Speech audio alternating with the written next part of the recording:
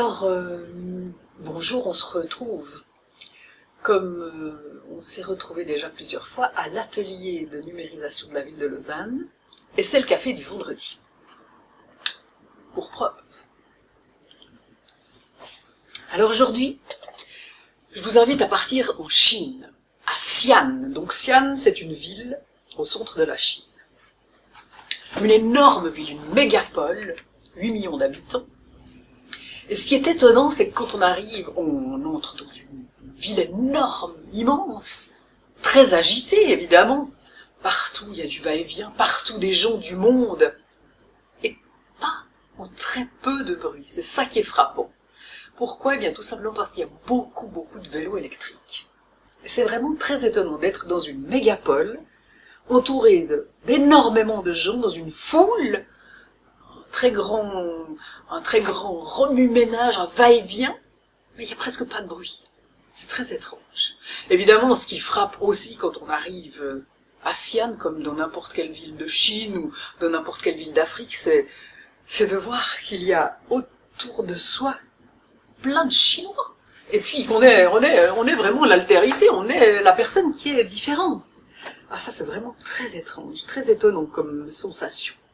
Et puis très vite, en fait, moi je vais quitter la ville de Xi'an, le centre de Xi'an, pour aller à une demi-heure du centre, dans une maison traditionnelle, la maison de Guo Fengyi, cette créatrice chinoise.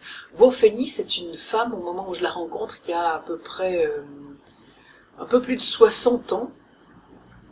Et puis, en fait, cette femme, elle va nous accueillir dans cette maison traditionnelle chinoise, qui est la sienne, là où elle vit très souvent en été, une maison qui n'est pas chauffée, c'est pour ça qu'elle y va en été, et c'est une maison qui a quand même été récemment construite, mais sur le plan traditionnel. Donc, en fait, quand on entre, on voit très bien, on comprend très bien qu'il y a une partie centrale, à l'air libre, comme un atrium dans les maisons romaines, et puis là, il y a des arbres à kakis, magnifiques, et puis à l'époque où j'arrive, c'est-à-dire en octobre, les kakis sont là, sont des points de couleur très importants qui seront aussi très importants parce qu'en fait le rouge ou tous les dérivés du rouge c'est une couleur majeure en Chine mais surtout pour Guo Fengyi, c'est vraiment sa couleur préférée. En Chine le rouge c'est la couleur du bonheur, la couleur de la sérénité, la belle couleur.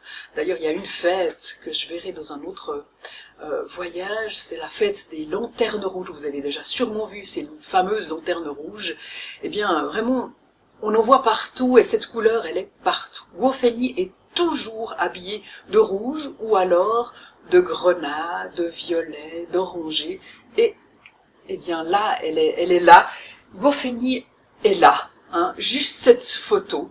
C'est une photo qu'on a faite sans savoir en fait qu'elle deviendrait extrêmement importante, cette photo, parce qu'on l'a faite comme ça, et puis en fait c'est celle qu'on reproduit tout le temps maintenant, c'est celle que d'autres personnes nous ont piquée sur le site. Eh bien tant mieux, après tout, je trouve que c'est une photo, mais vraiment très belle. Elle a son chapeau, elle a son bonnet, et derrière on voit qu'il y a des kakis. D'ailleurs c'est la première fois que moi je mangerai des kakis avec elle, elle m'apprendra à manger des kakis. Bref, avec Guo Fengyi ça a été une histoire très émouvante, très sensible, très intéressante, intellectuellement aussi très intéressante, mais j'en parle avec encore les frissons. Cette femme, je l'ai rencontrée et puis après je suis allée la revoir et puis maintenant elle est morte. Donc il faut que je parle au passé, mais parfois je parlerai aussi au présent parce qu'en fait tout est encore très vivant en moi. Quand on arrive, Guo Fengyi nous reçoit, je dis nous parce que en fait je suis avec Philippe Lespinasse, le réalisateur de films, qui va faire le film qu'on a présenté à la collection de l'Art Brut. C'est le seul film vraiment qui existe sur elle, qui est beau, qui est complet, où on voit qu'elle s'exprime, on voit beaucoup de ses heures, et puis on nous voit sur place là, parce que c'est à ce moment-là qu'il filme. Et puis il y a la traductrice, parce qu'évidemment c'est comme pour plusieurs autres auteurs d'art brut, il y a un grand fossé, c'est difficile, là vraiment je comprends pas un mot, elle non plus. Donc il y a toujours cette personne clé, c'est-à-dire la personne qui nous aide à nous comprendre. Mais il faut dire quand même une chose, c'est qu'il y a beaucoup de choses, une relation qui s'instaure aussi par d'autres choses, avec quelqu'un avec qui on ne parle pas la même langue. Vous avez sûrement déjà fait cette expérience. Et puis là, comme on va rester une semaine, comme on va revenir tout le temps chez elle, comme on va prendre des repas avec elle, et puis surtout regarder toutes ces œuvres avec elle, s'instaure une relation qui passe par le regard, par le sourire, par l'impression, les sensations, l'indicible, le contact physique, enfin, toutes ces perceptions non dites, mais dites autrement. Vous me comprenez. Guo Fengyi, quand on arrive, elle nous pèle des poires et des pommes. Et elle nous les offre. Moi, je trouve ça incroyable. Bien sûr, elle nous offre du thé, mais là, non seulement elle nous offre des fruits, mais elle les pèle. C'est vraiment faire quelque chose de très délicat pour l'autre qui arrive. D'ailleurs, j'apprendrai plus tard que Confucius dit quoi de plus émouvant, ou de plus précieux, ou de plus important qu'un ami qui vient de loin. Donc voilà, le fait qu'on a fait autant, un trajet si long, un voyage si long, et qu'on est arrivé en Chine, c'est important, ça marque.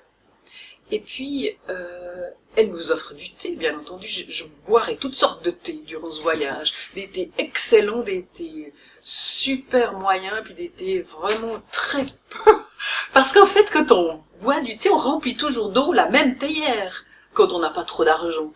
Et puis, au bout d'un moment, il a tiré ce thé. Et il a très peu de goût. Guo Fengyi nous accueille avec une bienveillance énorme, donc. Et puis, très vite, on va aller regarder avec elle les œuvres. On est donc dans cette maison traditionnelle, et puis elle nous reçoit dans un petit salon, on boit le thé, on mange donc ces fruits pelés, et puis on ira à l'étage, et c'est là, dans cette petite pièce, qu'on verra les œuvres qu'elle conserve, qu'elle a réalisées et qu'elle conserve. C'est un lieu de conservation. C'est intéressant de dire tout de suite que c'est un lieu aussi de recueillement, voire de prière. C'est un lieu où elle a mis aussi son autel. Elle est bouddhiste, Guo Fengyi. Donc c'est un lieu de recueillement, un lieu privilégié, un lieu de calme. Et c'est là aussi qu'elle a enroulé toutes ses œuvres. Parce que les œuvres de Guo Fengyi, quand je vous dis elles sont conservées, c'est pas du tout comme dans un musée habituel. C'est selon la particularité des œuvres de Guo Fengyi, c'est-à-dire toutes très très longues, presque de plus de 10 mètres de long parfois, donc elles sont toutes enroulées. Donc les œuvres qu'on va prendre, elles sont toutes enroulées. Donc ce que l'on va faire pendant cette semaine de plus important, c'est de regarder avec Guo Fengyi, de prendre des œuvres, de les dérouler, on l'écoute, elle parle, elle raconte, elle explique, elle se souvient. Et puis moi je prends des notes, Philippe Lespinasse filme, je prends des tas de photos, on documente le plus possible, c'est un moment extrêmement précieux parce que petit à petit, moi j'arrive au fil des heures qu'on va passer avec elle, des heures et des heures, à comprendre, à percevoir, à saisir ce qu'est son œuvre, quels sont les enjeux, comment est-ce qu'elle a créé, comment est-ce qu'elle a commencé, quel est le processus créatif, etc. Et ensuite, on enroule l'œuvre. Petit détail, mais d'importance, parce qu'elle a fait 1000 œuvres. Et on va donc, en une petite semaine, dérouler et enrouler 1000 œuvres.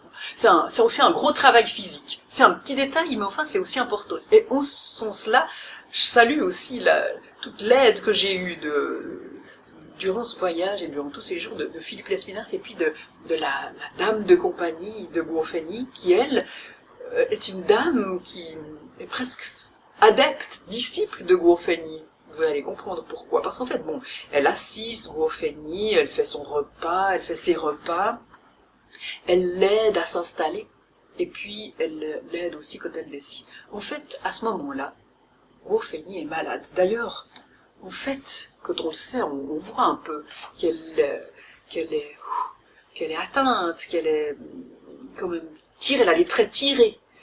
Là, elle a déjà une perruque, elle est atteinte d'un cancer très méchant.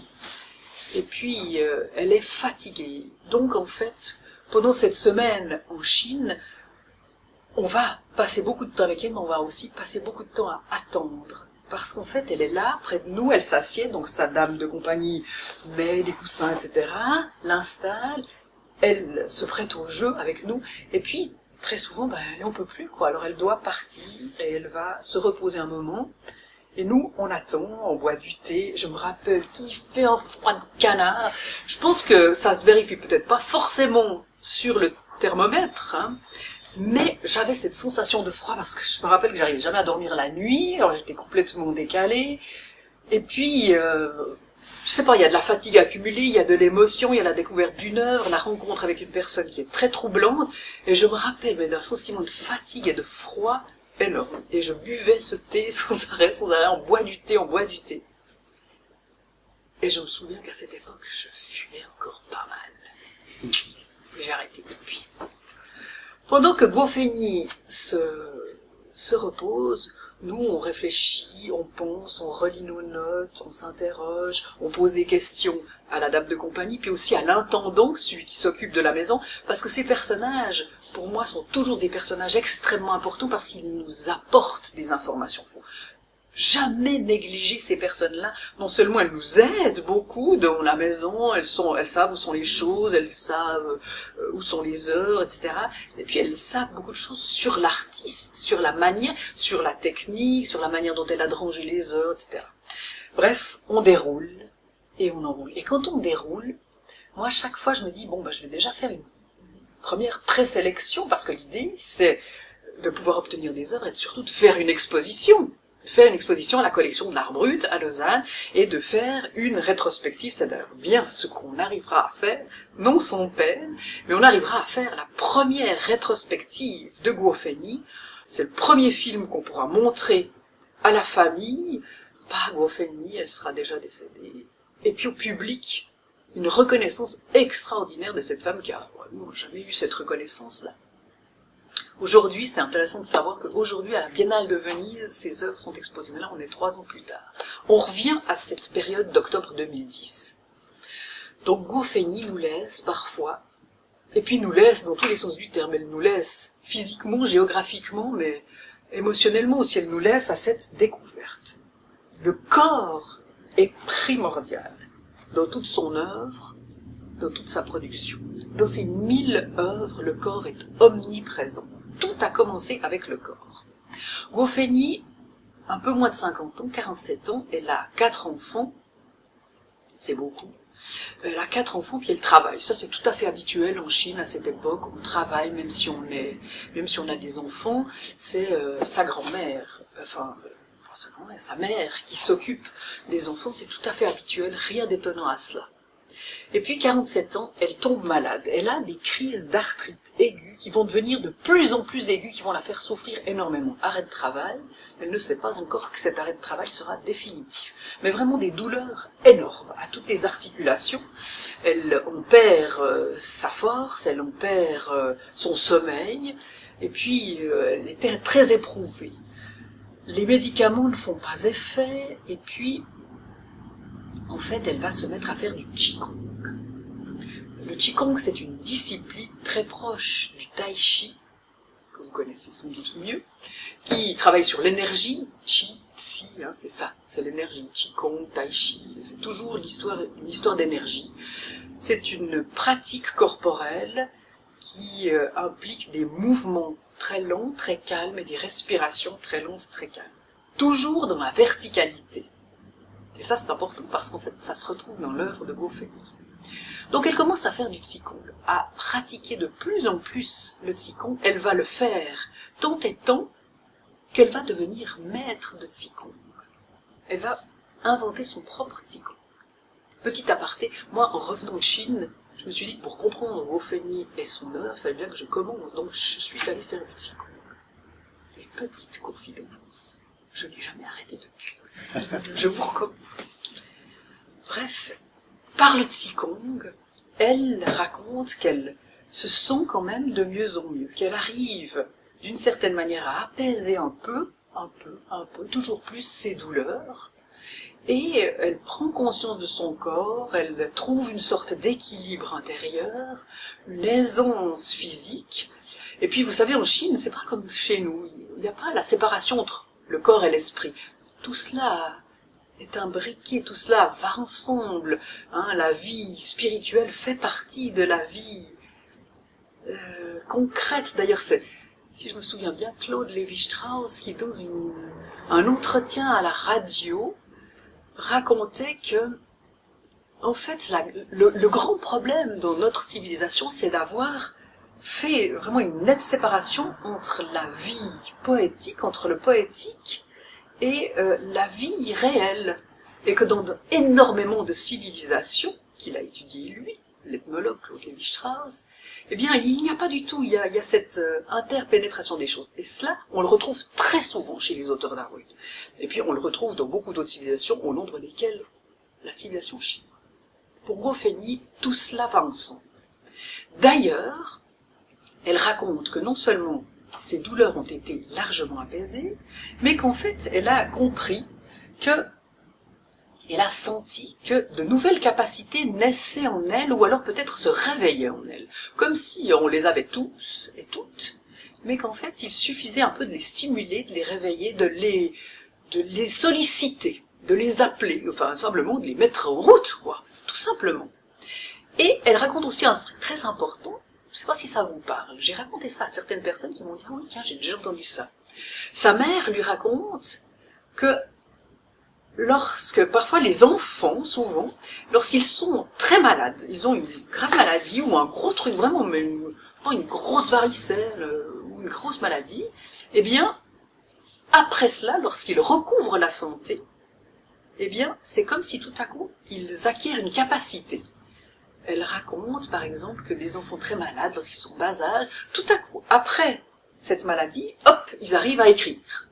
Où ils arrivent à faire quelque chose de plus. Donc une capacité se met en route, se réveille, après une grande phase de fragilité, on dira.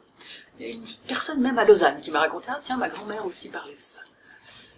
Elle est donc très très sensible à ce que lui raconte sa mère, et c'est un jour de mai 1989, elle date très précisément, un moment, un jour, où sa mère vient de lui raconter ça, dans son journal intime qu'elle écrit, tac, il y a l'apparition d'un dessin, et ça va être le début. C'est vraiment l'allumette que l'on craque. C'est le début d'un grand incendie, en fait. D'un magnifique incendie, entendu évidemment dans le plus bon sens du terme, et ça va être le début de sa création artistique. Quand je la rencontre, ça fait 19 ans, un peu plus, près de 20 ans. Donc, dans ces 20 années, elle a produit 1000 œuvres, et tout a commencé par ce jour de mai 1989, 89. Évidemment, moi, quand j'entends ça, parce qu'elle raconte cela quand on ouvre certaines œuvres, moi je lui dis que j'ai tout de suite envie, évidemment, de voir ce premier dessin. Je prends des risques, mais c'est aussi ça le rôle hein, qu'on a quand on travaille dans un musée, il faut prendre des risques, et puis être même parfois un peu assistant. Moi j'ai envie de voir ce dessin, je comprends bien que c'est très délicat. Je ne sais pas si vous tenez un journal intime, mais enfin, on a vraiment tout sauf envie de montrer son journal intime. Évidemment, moi je lui explique que je vais de toute façon rien pouvoir lire dans ce journal intime. Je vais m'extasier devant, évidemment, ces signes chinois. Elle accepte. Elle sort ses 9 journaux, mais je vois encore la scène, quoi, sur cette terrasse. Moi je dis tout de suite à Philippe, bien, il faut qu'on filme, moi je fais des photos. Et en fait, elle retrouve ce jour de mai 1989 et on voit un premier petit dessin. C'est important pour moi qui recherche, bien sûr, comme tout historien de l'art, c'est le défaut professionnel des historiens de l'art, c'est de connaître le début, la genèse, la naissance. Et puis, en matière d'art brut, je dois vous dire que c'est assez rare, parce qu'en fait, très souvent, les auteurs d'art brut créés ont très peu parfois, en tout cas, très souvent, mais très peu d'attention pour l'œuvre qui existe, puisque ce qui leur importe, c'est l'œuvre qu'ils vont créer. Ou alors ils ont créé des œuvres qu'ils ont eux-mêmes mis les premières de côté, qu'ils ont détruit, qu'ils ont donné, ou alors les personnes qui sont autour d'eux n'ont surtout jamais prêté attention à ces œuvres, en tout cas pas, qui se sont montrés assez avertis pour conserver ces premières œuvres. Par bonheur, là, on a le premier dessin. Moi, ça m'intéresse, quelqu'un qui est autodidacte, qui n'a jamais dessiné, qui se lance dans la création artistique, qui va créer une œuvre absolument exceptionnelle, on a le premier dessin, c'est vraiment très important. Et là, je vais être saisie d'émotion parce qu'en fait, ce dessin, il est fait comme ça par touche. Moi, je disais par pointillé. J'ai regardé dans le dictionnaire, le mot n'existe pas, mais vous voyez, c'est des traitillés. Non, les traitillés, ça n'existe pas. Mais vous voyez ce que ça veut dire, hein, des traitillés. Par des petits traits, des petites touches, des à-coups. C'est pas un dessin avec tu vois, une ligne continue. Peu à peu, la ligne va prendre un essor cursif. Mais là, on n'a que des petits à-coups, presque une sorte d'apnée. On essaye, mais on n'ose pas trop. Voilà, il y a la naissance de cette figure, en fait, au sein même de l'écriture. C'est l'écriture qui donne naissance à la figure. Ça, c'est aussi intéressant de ce point de vue-là. Et je suis saisie d'émotion, vous savez pourquoi? Parce qu'en fait, quelque temps auparavant, j'avais vu les tout premiers dessins de Ataoko, un artiste ghanéen, africain, à 1000 de là. Eh bien, qui, lorsqu'il a commencé son premier dessin, conservé grâce à l'ethnologue qui s'est occupé de lui, avec le même style de figuration, même type de figuration, avec les mêmes à-coups. Je me suis dit, tiens, parenté, la Chine, l'Afrique, ça montre vraiment, enfin, c'est vraiment extrêmement intéressant. En revenant à Lausanne, je ferai des petites recherches et je retrouverai pareil processus de création chez d'autres auteurs d'art brut, au nombre desquels Le Sage, une des grandes figures de l'art brut. Mais on est en Chine à ce moment-là, et puis voilà, on prend des photos de ce premier dessin qui est un cygne, un oiseau en tout cas, un volatile, et c'est le premier dessin de Bofeni. Elle est toute étonnée de voir qu'on s'intéresse même à ce petit dessin, qu'on le prend en photo, là. Évidemment, elle va dire, alors celui-là, jamais je vous le donnerai, jamais je vous le prêterai. Évidemment, hein, elle n'avait comme pas nous donner son intimité la plus délicate et précieuse. Quoique déjà elle nous montre toutes ses œuvres, ce qu'elle n'a jamais fait comme ça à la suite, et puis en nous parlant autant, on est vraiment dans des moments d'une grande intimité, d'une très grande délicatesse. Imaginez toujours, hein, comme moi je crève de froid, mais j'ai froid, j'ai sonne, mais je bois du thé, etc. Mais à la fois je suis captivée par cette femme qui raconte, qu'en fait, le corps, j'y reviens, ce corps qui va de mieux en mieux, concrètement, son corps physiquement, qui va de mieux en mieux grâce au Qigong et grâce au dessin, la peinture. Pour elle, Qigong et peinture, c'est la même chose, me dira son fils, le fils cadet, celui qui est le plus proche d'elle. Qigong et peinture, c'est la même chose. D'ailleurs, quand elle dit « je vais faire mon Qigong », eh ben, elle allait peindre. Ou alors, inversement. Donc c'est la même chose. C'est intéressant aussi, ça. Hein, s'occuper de son corps, de son être, de sa personne intime. C'est la même chose que de dessiner, que de se laisser à la création. De se laisser aller à la création. Je trouve ça vraiment très intéressant. Et puis, elle va de mieux en mieux. Elle s'est détachée de cette forme première, de cet oiseau. Elle va peindre des corps. Eh bien, c'est étonnant. Elle ne va peindre quasiment que des corps au Bofeni. Au début, elle peint des corps, d'ailleurs sur des papiers qu'elle a récupérés, des pages de calendrier. Vous voyez, le verso, ouais, l'endroit vierge, des pages de calendrier qu'elle récupère, parce qu'il faut qu'elle travaille. Hein. Ce premier volatile est né, elle doit dessiner, avec des feutres. La catastrophe pour nous, un jour de musée, parce qu'on sait que le feutre, ça se conserve très très mal, ça pâlit. Elle dessine toujours des corps, mais l'intérieur des corps. Sa médecine interne. L'intérieur des corps, et surtout, bon, les organes internes, mais surtout, avant tout, des trajectoires, des flux, des points très importants, et puis des chiffres, des notations, des numérotations. Vraiment, on voit qu'il y a des flux sanguins, des trajectoires sanguines, des flux d'énergie, ce fameux Tsi, et des flux, des trajectoires, des trajets qu'elle perçoit, dit-elle, et qu'elle reporte sur le dessin. Mais cette numérotation, évidemment, moi, ça m'a tout de suite fait penser, parce qu'il y a un moment donné, on voit un pied, le dessous d'un pied. Évidemment que j'ai pensé à la réflexologie, enfin, les peu de petites connaissances que j'ai, eh bien, me fournissent matière à la questionner, bien entendu. Et elle me dit que non, pas du tout, ça n'a pas du tout influencé la réflexologie, que elle, c'est sa propre manière de numéroter. Elle sent ça, elle sait, elle comprend, elle saisit, sans pouvoir le démontrer de manière scientifique, mais elle saisit le corps, son corps, ce dessin qui fait du bien à son corps, et le dessin qui fait du bien à des personnes qui regardent ces œuvres. Les œuvres de Go-Feni ont une valeur thérapeutique, dit-elle. En tout cas, c'est avec une intention thérapeutique qu'elle commence. C'est intéressant parce qu'en fait, on voit qu'avec Go-Feni, comme avec beaucoup d'autres auteurs d'art brut, l'œuvre d'art recouvre ses premières valeurs, ses premières vertus thérapeutiques, symboliques, religieuses, spirituelles. Pas forcément pour Go-Feni, mais pour Go-Feni en tout cas, la valeur thérapeutique. Chez d'autres artistes qu'on a déjà vus, les autres qu'on verra encore, il y a cette valeur spirituelle, enfin, des valeurs qui parfois ont vraiment se sont nettement affaiblies dans le monde contemporain dans lequel on est, avec les auteurs d'art brut, et puis avec Go-Feni, on voit que cette valeur thérapeutique a une importance énorme. C'est toujours l'intérieur des corps qui domine et que l'on voit sur ces œuvres.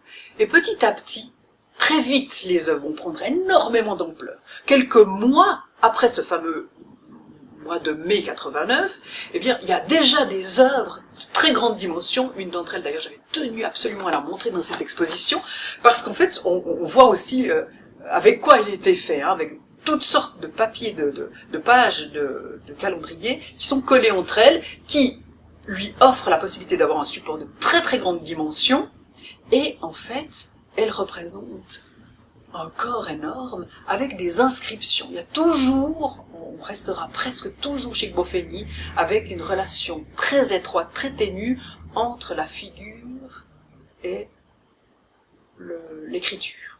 Le verbe et l'image sont très étroitement liés. De toute façon, hein, avec la Chine, c'est pas si étonnant que ça, parce qu'en fait, les idéogrammes, les signes chinois, quand on écrit, hein, eh bien c'est aussi des images, on est proche de l'image. Donc Go-Feni très vite se sent à l'aise pour travailler sur de très très grands formats.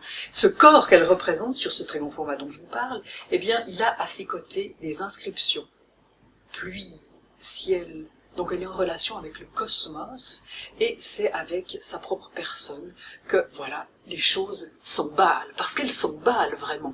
Elle travaille énormément. Vous vous rendez compte, elle créera 1000 pièces, donc elle travaille très très régulièrement, très souvent la nuit, puisqu'elle a des insomnies, rappelez-vous, et puis aussi, elle travaille le jour. Peu importe s'il y a du monde, s'il y a du bruit, elle peut même être en relation avec les personnes qui sont là et qui discutent, elle travaille. Il n'y a pas du tout ce caractère de sacralisation de l'œuvre, de la personne qu'il ne faut pas déranger. Son assistante sera là pour dérouler l'œuvre, parce que le principe, le processus de création, il est assez étonnant. Go-Feni prend une très longue, je l'ai vu, hein, ça c'est vraiment une des scènes étonnantes que j'ai en mémoire. D'abord elle se couvre, hein, c'est important que je vous dise ça. D'abord, elle se couvre, elle met un bonnet, d'ailleurs c'est ça, c'est le bonnet qu'elle a sur cette image.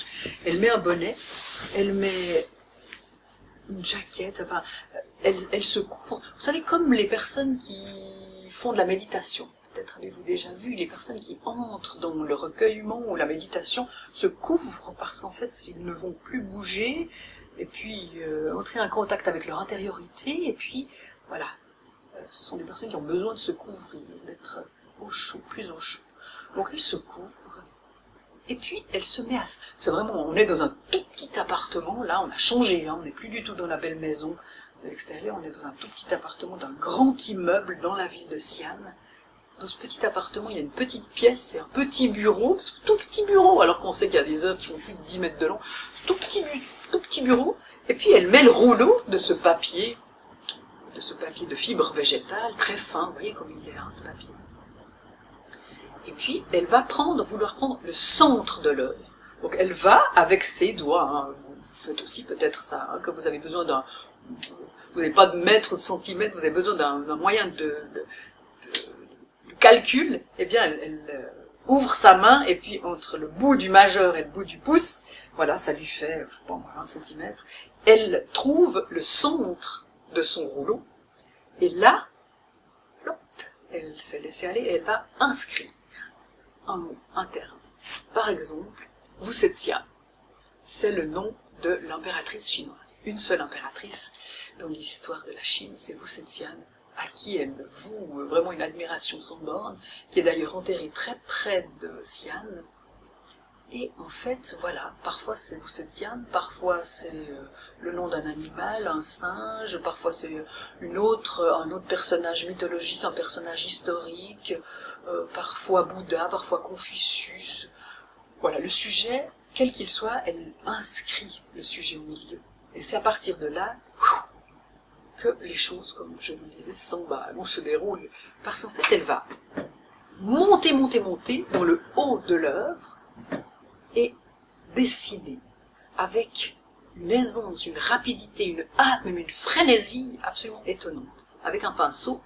Et puis c'est une succession de petits tracés, de coups de pinceau extrêmement habiles, très fins, délicats, qui vont donner d'ailleurs toute cette vibration à l'œuvre. Hein, ça c'est vraiment une des caractéristiques de toutes les œuvres de Goffeny, c'est cette vibration, ce côté mouvementé, très impressionnant de l'œuvre. Et c'est de cette manière qu'elle monte dans l'œuvre. Et ensuite, elle va retourner son support, retrouver le centre de l'œuvre, et créer la deuxième partie de l'œuvre, ce qui fait qu'il y a une sorte de grande symétrie. Ce qui est étonnant, c'est de savoir qu'elle ne verra jamais la totalité de son œuvre au moment où elle la crée. Habituellement, un artiste, s'il a une œuvre de grande dimension, par exemple même déjà Pollock, il le met, vous avez peut-être déjà vous avez en tête cette image, de son atelier, puis il met l'œuvre au sol dans l'atelier, et puis voilà, il travaille au sol, ou alors sur une très grande table, enfin très souvent c'est au sol, et ils ont la possibilité de voir et d'appréhender la totalité de leur support, de leur œuvre, en la faisant, chemin faisant. Eh bien non, Goffeny, jamais, elle ne découvrira à chaque fois son œuvre qu'à la fin. Elle demande d'ailleurs à sa dame de compagnie de dérouler l'œuvre pour la voir. C'est comme si elle la découvrait après coup. Mais, en fait, je ne crois pas si bien dire en disant ça, parce qu'en fait, elle dit elle-même qu'elle découvre son œuvre tout au long de la création, parce que elle dit, c'est pas moi. C'est comme si elle disait, j'y suis pour rien. Elle se soustrait à toute paternité ou maternité de l'œuvre. Elle se soustrait de toute responsabilité de l'œuvre. C'est pas moi, elle dit. Bon, il a fallu aussi beaucoup parler, pour qu'elle arrive à dire qu'en fait, elle se laisse aller, elle accueille ce qui lui vient, elle dit qu'elle est en relation, et que cela advient. Alors ça, c'est très chinois. Les choses arrivent. Il faut un état de disponibilité énorme, et que les choses viennent, se passent, adviennent. Cela advient. Je vous disais qu'il a fallu quand même pas mal de temps pour qu'elle dise ces choses-là, parce qu'en fait, le gouvernement chinois vraiment est très précautionneux par rapport à ces personnes qui pourraient dire qu'elles sont en relation avec, etc. Parce qu'en fait, il y a eu... je vous passe tous les détails, mais en résumé, 2-3 mouvements de Falun Gong, au fait, des personnes ont pris une importance énorme, se sont manifestées de manière très véhémente, puis ça a pris des proportions énormes dans la rue, etc. Goffeny a toujours travaillé dans le retrait, en se soustrayant, sans jamais montrer ses œuvres, ou en les montrant lorsque les personnes étaient intéressées, d'accord, mais sans plus. Goffeny, lorsqu'elle travaille, elle est vraiment tout entière, capturée par son œuvre, elle travaille très très vite, avec beaucoup d'insistance, beaucoup de ténacité.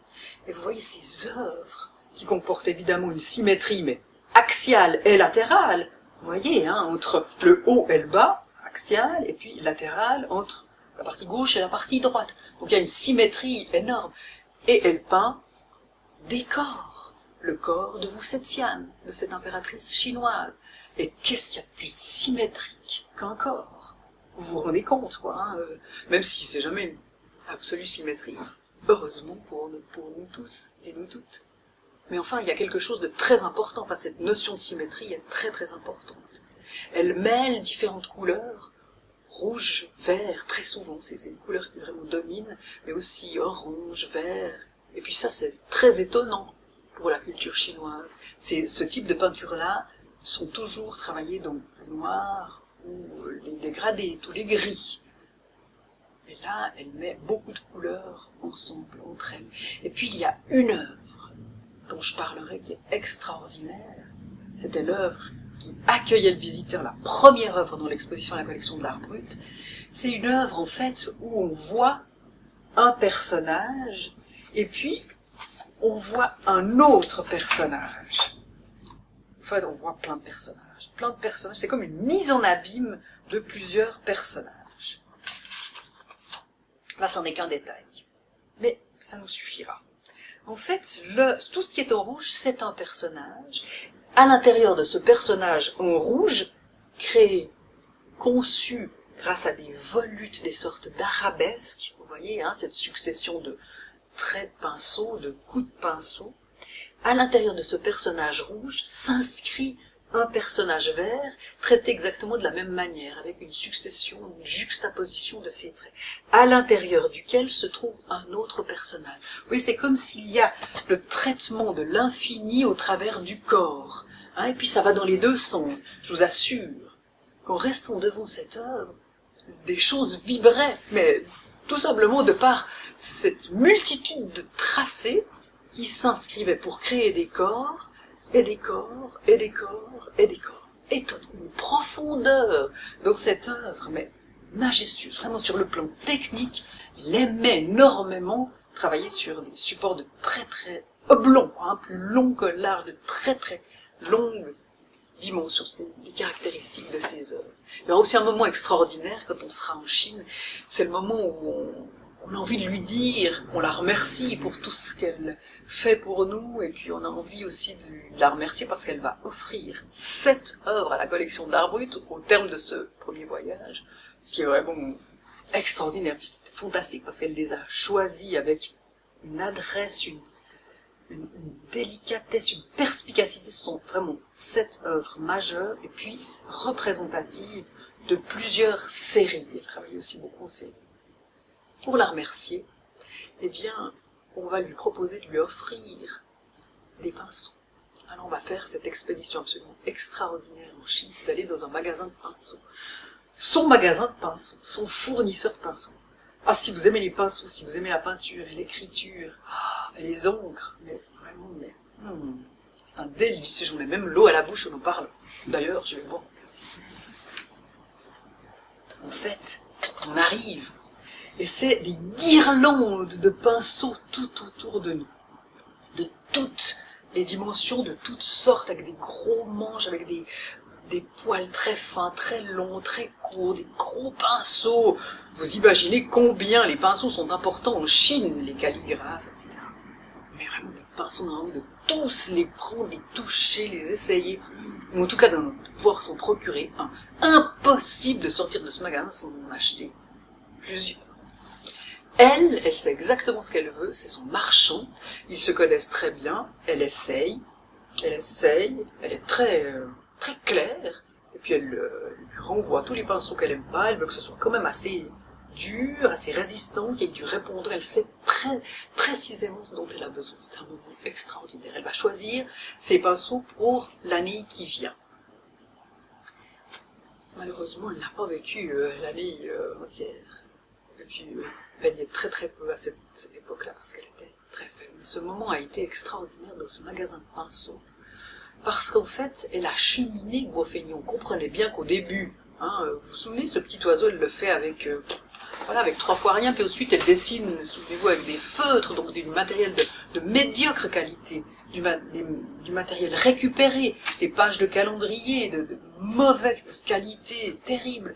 Et petit à petit, elle a appris par elle-même à connaître, le papier, différentes sortes de papier, les pinceaux, les encres. Et puis elle a découvert, imaginez, c'est après 50 ans que tout à coup, c'est la pleine floraison de l'épanouissement d'une création artistique absolument extraordinaire. Et petit à petit, elle a créé ses œuvres avec une majestuosité absolument extraordinaire. En fait, durant ce premier voyage d'une semaine, j'ai rien vu de la Chine. Je ne connaissais rien, je ne connais pas grand-chose encore, mais j'ai rien vu de la Chine. Les gens me disaient alors, la Chine, rien. Même Xi'an, je n'avais rien vu. Surtout pas ces fameux guerriers en terre cuite. Non, terre cuite. Dont tout le monde parle. Je n'avais presque rien vu de la Chine, ni de cette ville, parce que j'avais passé mon temps avec Guo Fengyi.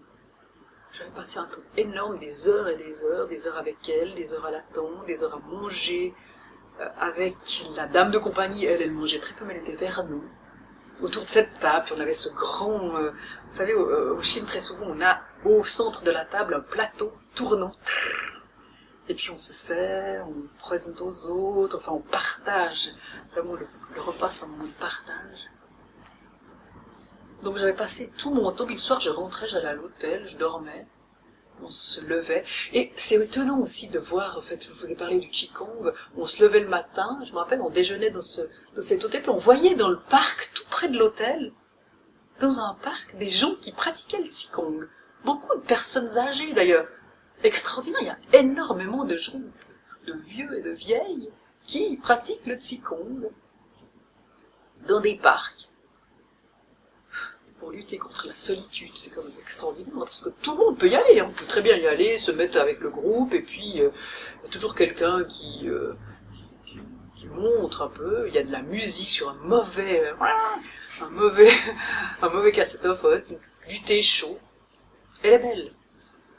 La musique, ça c'était étonnant du reste, parce que quand on mangeait, dans sa maison de campagne, là, il y avait toujours cette musique lancinante, il y avait une musique qui revenait sans arrêt.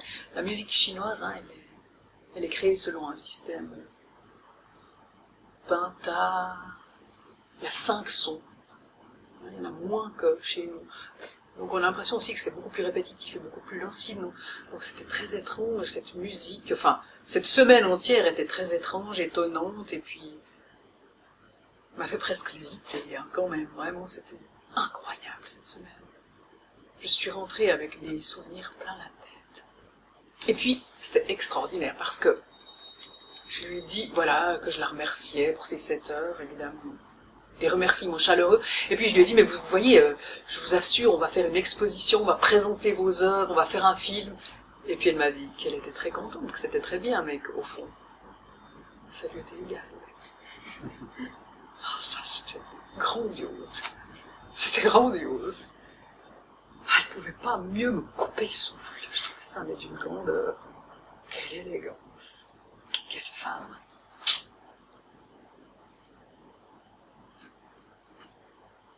Et puis je suis rentrée, elle a été malade. Elle allait de mal en pis.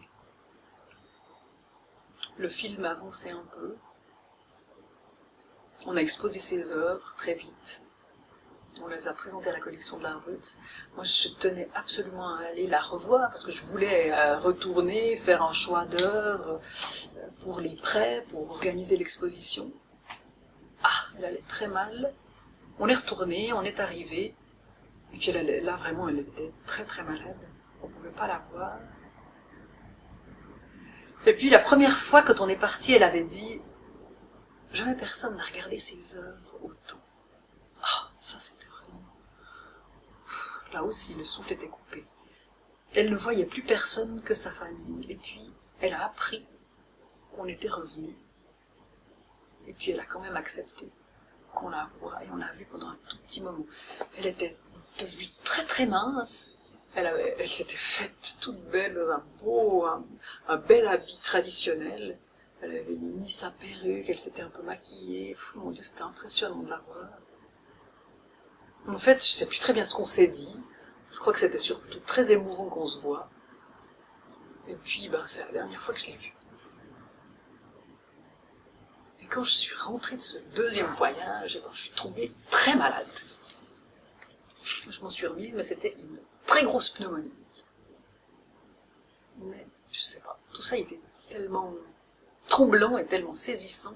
Et puis ensuite, on a fait une exposition, et ça a été fantastique, parce que 2 enfants ont pu venir, les 2 fils, et ils étaient très troublés, déjà, de voir pour la première fois autant d'œuvres exposées. Ça, c'est aussi souvent le cas avec les auteurs d'art brut. Ils n'ont jamais vu leurs œuvres si bien présentées déjà, leurs œuvres ensemble, formant un groupe, un ensemble. Et puis un vernissage, de la musique chinoise, etc. Voilà, c'était un hommage qui lui était dû avec cette exposition. Je suis vraiment très heureuse d'avoir pu le faire, même si ça lui était égal. Voilà. Super. Est-ce que quelqu'un a une question? Moi j'en ai peut-être une. Elle n'a pas mis l'œuvre, elle les conservait. Est-ce qu'elle s'était conservée par date, elle pouvait se repérer, ou bien simplement c'était un tas qui grandissait au fur et à mesure? En fait, on pourrait dire que c'était plutôt par série, mais par la force des choses, puisqu'elle avait créé les œuvres de ce type-là à une époque, elle rangeait ses œuvres dans cet endroit-là. Je dois dire que c'était pas vraiment bien classé, que nous on avait essayé de faire un classement par rapport à celle que moi j'avais envie de prendre. Bon, ce premier classement d'ailleurs, je sais pas, après il y a eu d'autres personnes qui ont consulté ses œuvres et tout mon classement, mon premier classement, donc j'ai dû retourner encore, je suis retournée plusieurs fois après, après sa mort. J'ai dû regarder de nouveau toutes ses œuvres pour pouvoir refaire, je les ai regardées de nouveau toutes, pour essayer de... Et c'est quand on les revoit toutes, puis qu'on les a toutes, dans la tête, dans le corps, qu'on a, voilà, devant soi et dans la mémoire, toutes ces œuvres. D'ailleurs, c'était drôle à chaque fois, évidemment, vous imaginez bien que je parle pas un mot de chinois, et que c'était avec l'assistante qu'on déroulait ses œuvres, et qu'il fallait dire oui ou non, est-ce qu'on la met de côté ou pas, puis j'ai juste appris à dire « Yo !» Pouya, puis ça la faisait rire. Mon accent chinois devait être vraiment très mauvais, mais yo, ça voulait dire oui, pouya, oh non, surtout pas, quoi. D'ailleurs, quand on est revenu, qu'on a refait la même chose, elle n'en pouvait plus de rire parce qu'on se souvenait de ces 2 mots, puis que j'arrêtais pas de lui dire, quoi, oui, non. Ça la faisait rire. Des petites complicités, des petits moments de complicité. Mais pour répondre à ta question, c'était pas extrêmement bien classé. Parfois d'ailleurs, on voyait bien qu'elle voulait que ses œuvres soient conservées. On ne sait pas très bien pourquoi, en fait. Mais voilà, on ne se pose pas ces questions. On va de l'avant, on y va, on peint, on vit, les enfants grandissent, la vie est là. C'est un peu comme ça qu'elle a vécu les choses. Je crois. Est-ce que vous savez comment elle était vue par les Chinois, par son entourage, par son peuple, en fait? Alors il y a des gens, oui, comme je vous ai dit, elle était devenue prof de Qigong, maître de Qigong. Eh bien, il y avait plusieurs personnes qui étaient ses élèves, ses étudiants. Alors parfois, eux regardaient aussi les œuvres, alors eux appréciaient énormément les œuvres. Parmi tous les moments d'attente que j'ai vécus chez elle, eh bien, par exemple, une fois j'ai dû attendre parce qu'en fait, il y a des gens qui y arrivaient chez elle et qui venaient un peu la voir, un peu comme la consulter, et qui venaient un peu lui dire si ça allait pas. Donc, ces gens-là, évidemment, avaient d'emblée une sorte de bienveillance à l'égard d'elle et de son œuvre. Par contre, alors elle disait qu'elle était absolument pas bien reconnue du tout par la communauté artistique et par les Chinois en général, d'une manière générale. On savait que cette femme était un peu différente, d'une sorte de dissidence, en tout cas, on ne croit pas si bien dire, on est en Chine, une sorte de dissidence par le fait qu'elle elle était en relation.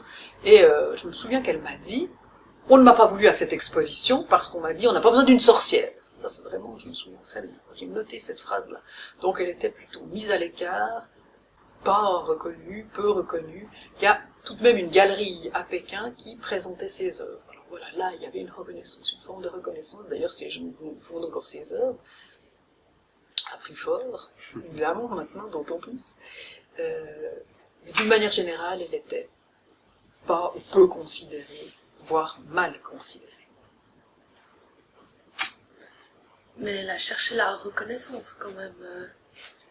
Elle aurait eu envie, par exemple, faire partie de cette dite exposition, hein, c'était pas le moteur premier. J'ai vraiment l'impression que, après tout, oui, ça aurait été bien, mais là, en plus, comme elle a été écartée, évincée, traitée de sorcière, évidemment qu'elle n'allait pas le faire. Ça lui aurait fait plaisir, sans doute, mais vraiment, le moteur premier, l'intention première, c'était une intention thérapeutique, et puis retrouver, hein, elle disait, mon œuvre, c'est ma vie, c'est mon sang, c'est mon corps. Voilà, retrouver son corps, retrouver sa vie, retrouver sa sérénité, son propre équilibre.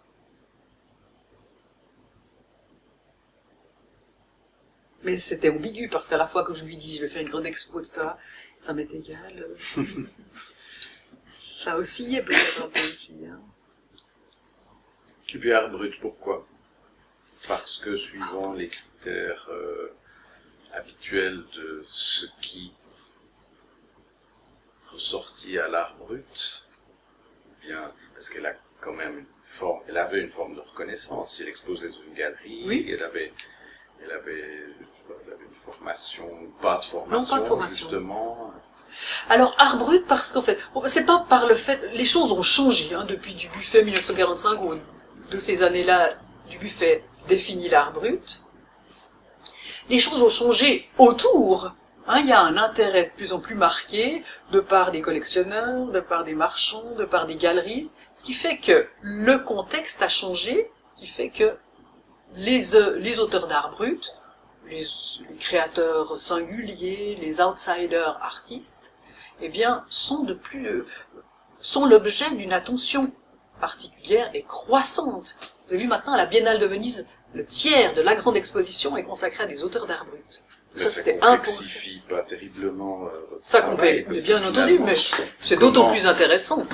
En fait, Guo-Feini est une créatrice d'art brut, tout simplement parce que c'est une femme qui est une créatrice autodidacte, qui se lance dans la création artistique sans formation aucune, sans connaître les règles et les normes esthétiques, artistiques, techniques, qu'elle s'invente son propre langage, qu'il se différencie à mains égards de la peinture chinoise, le fait de représenter le corps, par exemple, c'est impensable dans la peinture chinoise. Au bas de cette œuvre, hein, il y a vraiment un phallus. Donc, en plus de focaliser l'attention sur le sexe, c'est absolument impensable. Donc, à mains égards, je vous ai parlé de la couleur, le fait de présenter des couleurs ensemble, certains motifs iconographiques qui sont évidents, elle va vraiment au-delà de la tradition, de la norme, c'est une dissidente. Le fait qu'elle crée par elle-même, pour elle-même, avec cette valeur thérapeutique de cette œuvre, la distingue et la différencie d'un artiste. Mais pas de jugement de valeur, hein, de ma part. Le fait qu'elle n'ait pas ce besoin, vraiment insistant et profond, de communiquer ses œuvres, ce qui est quand même une des caractéristiques de tout artiste, moderne, de contemporain, enfin, le but d'un artiste, son objectif, c'est de communiquer ses œuvres. Pas de jugement de valeur, hein, une fois encore. Vraiment, un artiste, ça fait partie intégrante de sa démarche, que de montrer, de présenter, de vouloir partager, communiquer. Et puis ensuite, pourquoi pas exposer, être intégré dans le marché de l'art, obtenir une cote, être reconnu en tant qu'artiste. Avoir le statut d'artiste.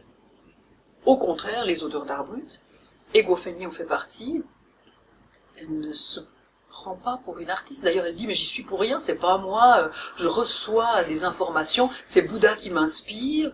D'ailleurs, même le mot que j'écris au milieu, je ne sais pas ce que je vais faire avant. Je découvre l'œuvre en même temps. Donc, à mains égards, pour moi, c'est évident que cette femme crée une sorte d'alternative, une sorte d'univers personnel, sans avoir un destinataire, en tout cas pas au sens habituel du terme, lorsque c'est dans les questions dans le monde artistique.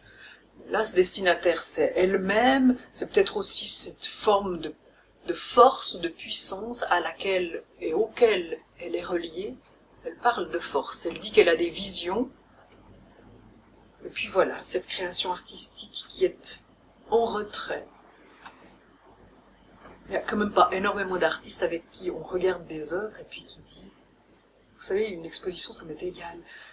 On voit bien que ça n'est pas but premier, que c'est une espèce d'énergie centripète. Hein. Les choses se font à huis clos dans ce tout petit bureau. Et puis, c'est pas complètement à huis clos, puis on n'est pas dans un absolu secret ou une clandestinité totale. Parce qu'il y a quand même quelques personnes de sa famille, elle a déjà vu ses œuvres.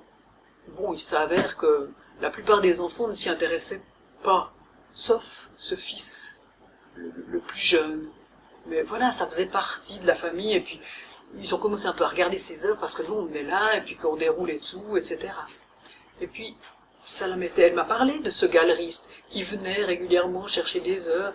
Elle disait que ça la mettait mal à l'aise, qu'elle aimait pas, mais qu'à la fois, elle était un peu tiraillée, à la fois, elle recevait de l'argent, quoi. Alors bon, c'était bien aussi. Effectivement, c'était une oscillation, mais moi, ça me rend d'autant plus intéressant son travail et sa démarche. Toute cette histoire autour du corps, je trouve ça très étonnant et très intéressant.